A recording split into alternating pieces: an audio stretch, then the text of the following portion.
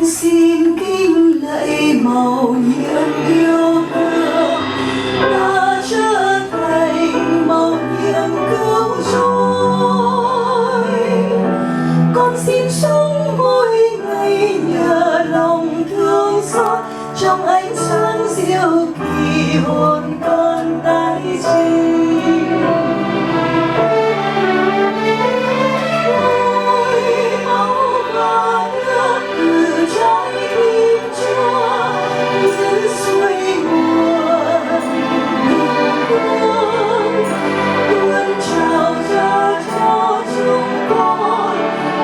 Chúa